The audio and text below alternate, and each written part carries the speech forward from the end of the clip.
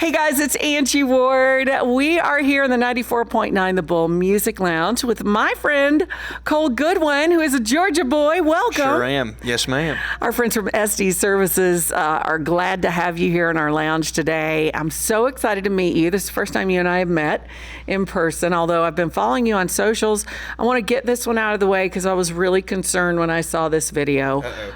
Cole was out on tour with some other Georgia guy named Luke Bryan last year, and somehow you ended up in his piano, inside the piano. Inside the piano. It's really a shell. It was the last show of that tour with them in Dallas. Okay. And I'd been talking to his crew because nobody was planning on pranking him, and I was like, somebody's got to step it up and do it. So I think everybody was a little scared too. So I asked their crew, I was like, what can I do? And we had a couple ideas, and finally I was like, the inside of that piano shell is hollow. I was like, I might could fit in it. I said, what if I just get in there and scare him?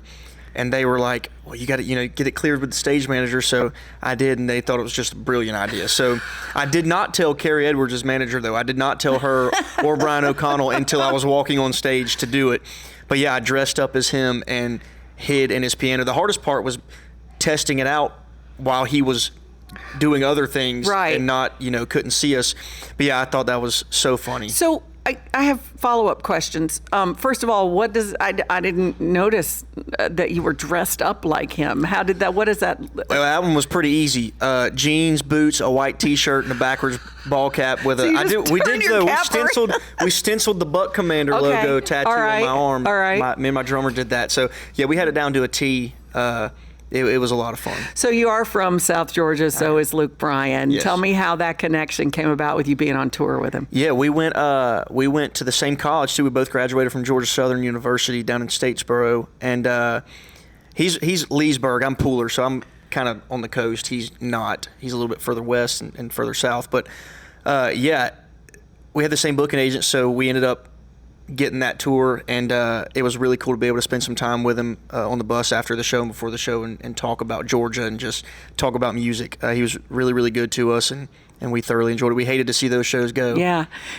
Was there one thing you learned being on tour from Luke Bryan that you'll just never forget and you'll take it with you moving forward in your career? Don't take it too seriously. Yeah. You're supposed to have fun doing it, and I think when it becomes not fun, you're doing it for the wrong reasons. Well, I think hiding in a piano and crawling out in the middle of the show probably. Oh, yeah. Sure enough. No, I like to have fun, and it's weird that we get to call this a job anyway, something that I would do on the weekends at home, and now to get to call it a job, you might as well have fun doing it.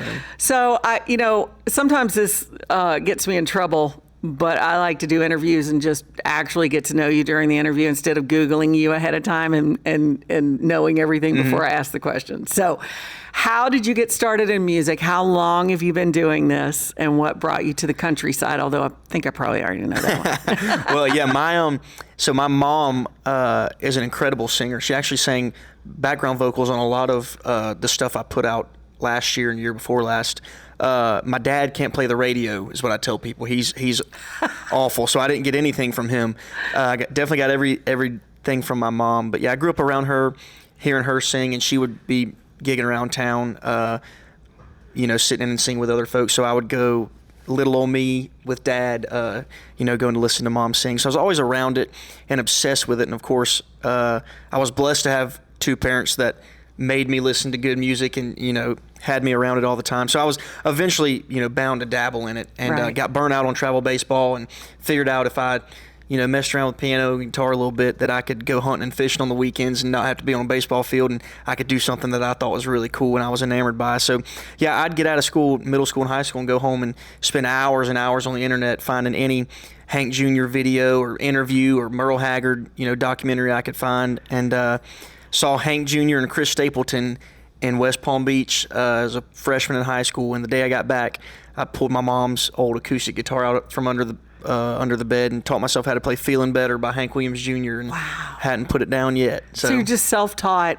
on the guitar. Yes, That's and for the amazing. longest time, I would only sing in the shower, and I couldn't take the shower with me anywhere, so I just wouldn't sing. I'd just sit in and play guitar for whoever Mom was playing for. And finally, I joke and tell people they bullied me into singing a song one night, and then they couldn't get the mic from me. I'm glad. I'm so glad they did that. You Once I told caught me the bug, it was over. when you sat down here in our Estes Music Lounge, you said something to me about videos. Yes. Yeah. Yeah. That you had seen them before? Yeah, the video's here. Yeah. So I was trying to retrace. But yeah, no, I spent a lot of times watching videos of, guys that I look up to coming and interviewing here just like I am and playing songs here like I'm going to do today. So pretty full circle and kind of crazy. Well, we are so proud of our Georgia country artist. And when I saw that you were from Pooler, Georgia, I was so excited because I was like, oh my God, another cooler one we and can Pooler. add. So, and even just the Georgia Southern connection, you got you and Luke and Cole Swindell sure. as well. So, I'm pretty proud. And then some guy named Jason Aldean who just had 31 number ones. Yeah, I don't know. whoever he is. Hoping he can make it. But I'm glad to add you to the Georgia Country roster. Oh, well, thank you so much. Well, thank you for stopping by our Bull Music Lounge with Thanks for having Estes me. Services. And would you play some songs for us now? I absolutely will. All right. Cole Goodwin, everybody.